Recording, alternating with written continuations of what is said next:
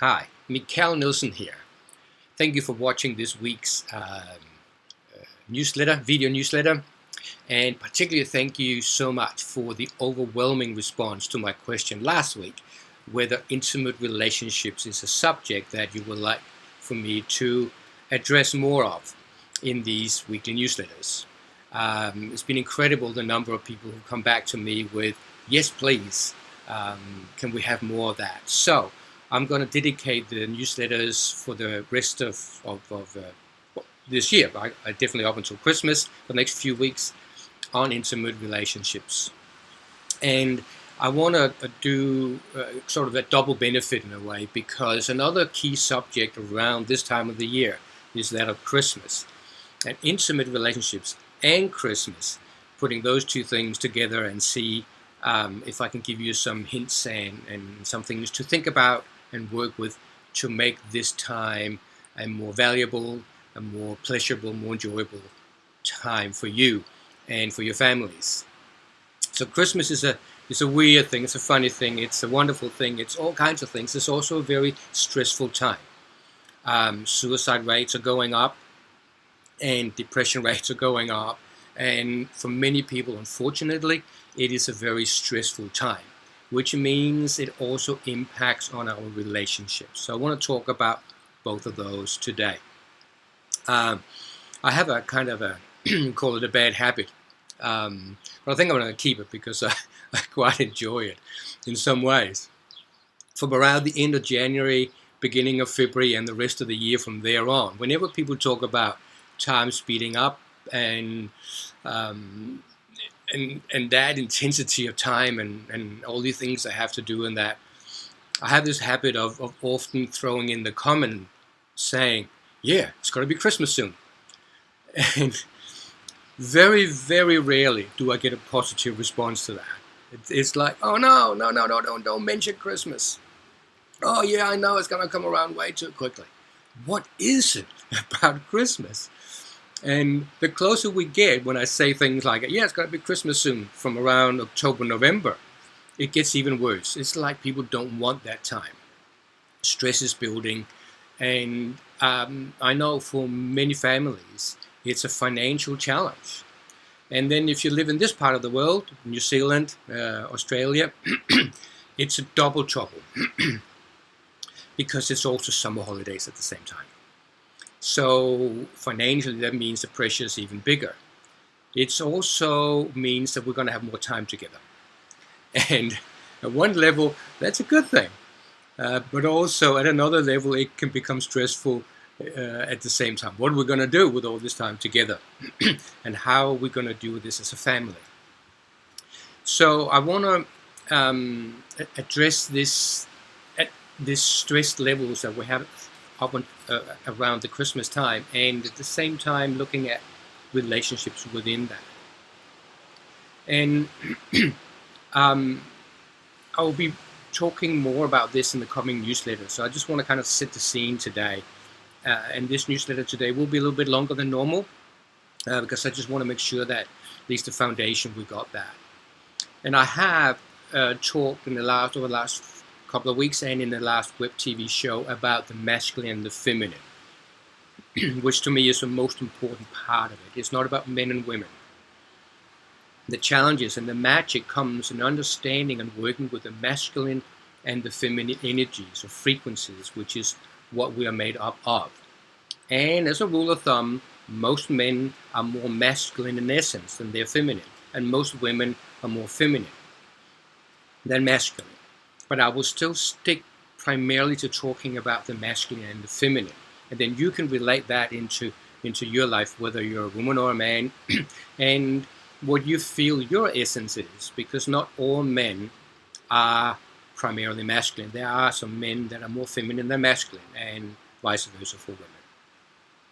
And one subject that I know is important to most people, but in general we don't talk about, is the subject of sex. So I'm going to bring that in today, in this conversation, and about our time together, and about Christmas at the same time, and about stress. And I want to talk about very briefly the essence of the masculine and the feminine when it comes to that subject of intimacy. And a part of the intimacy is also the sexual part. Now, that doesn't mean we can't have intimate experiences without sex, because obviously we can. So my wife and I, we might, just have a hug in the kitchen around dinner time, cooking dinner, and there can be a very intimate experience, even though it might only last for a few seconds. And with a house full of teenagers, it's quite interesting, because a standard comment, if any of the kids happen to be around at the time, is, "Ooh, get a room." So not sure really what to do about that, but actually I am, because we just keep doing what we're doing, and typically the teenager will just walk out of the room, or we'll just laugh about it and move on.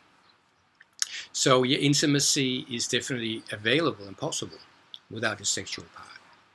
However, the sexual part of it is an important part for most people. So I believe it's valuable to understand a few basic things around that. And again, I'm going to use some really general language today. And this may not fit 100% all the time for everybody. But just bear with me and just question into that and see if you can see the essence in this. And again, we're not talking about men and women, because both men and women have both the masculine and the feminine as a part of you. So you will be able to understand and relate to both. But one of them will be more you than the other. And again, it's not right or wrong. Those differences are really, really important. It is not about taking them away. It is about merging them through awareness, through consciousness. So one of the key focuses and essences of the masculine is that of focus, that of direction. And one of the key things a masculine wants to experience is freedom. It is a release of tension.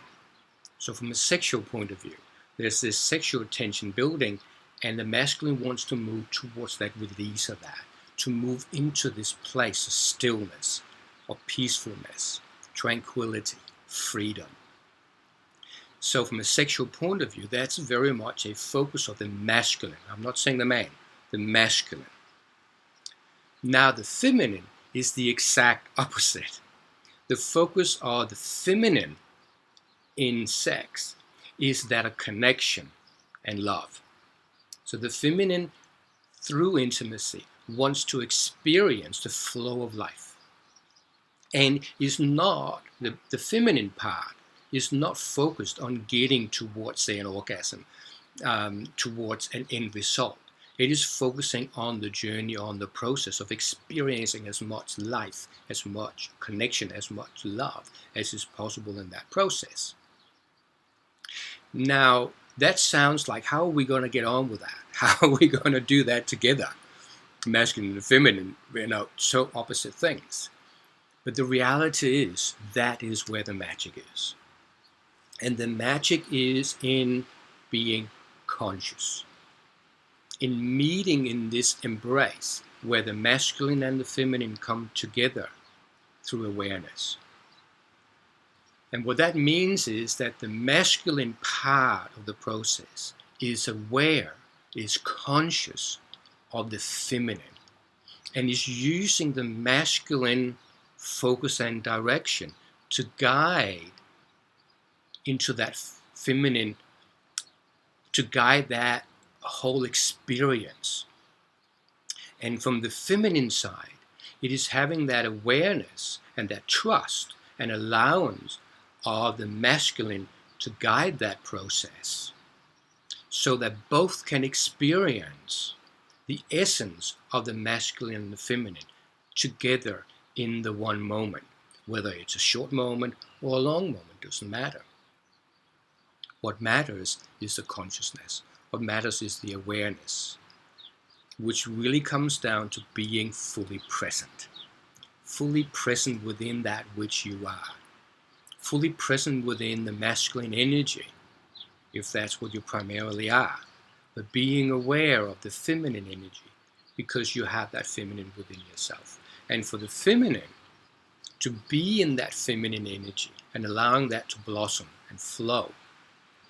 At the same time, using that masculine consciousness to be aware of the masculine in that process. And then we have the merging, we have the magic. And in that, that is where the magic in sex and intimacy lies. Just like taking plus and minus and electricity and putting them together. There's going to be some sparks flying. And either they're going to turn into power and electricity, or you're going to burn the house down. So it's the same with that. So as we're coming into this Christmas time, that for many people is a stressful time. Intimacy and sex in intimate relationships can become an incredible, powerful, sorry for using the language, tool. but it's there, so use it in a positive way to help release some of that tension, which is what the masculine want, and the masculine within women wants that too.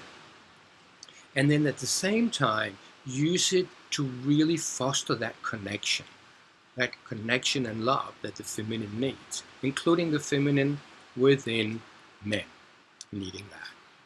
So, not wanting this to get too long, I want to leave it to that today. And then what's important in my life, and I think for most people, is just that ongoing reminder. So for the next few weeks, up until Christmas, in these newsletters, whether they're video or written, I will keep adding things and keep coming back to what I talked about today and throwing in reminders to keep us on track, keeping you on track, keeping me on track at this Christmas time, so that we can really get to experience the essence of what this time is about, which is a time of giving and receiving. And again, we can't have good sex without both the giving and the receiving in that mix at the same time. So enjoy your intimate relationships if you're in one at the moment, and enjoy the time up to Christmas. Chill out, do some meditation, do some relaxation, and appreciate the time of giving and receiving. So with that, we'll tune out for now, and look forward to catching up with you next week. And if you got any specific questions or any comments to this week's newsletter, please pop them in either under the video in the comments or responding to the email newsletter. Thank you for now, and see you next week.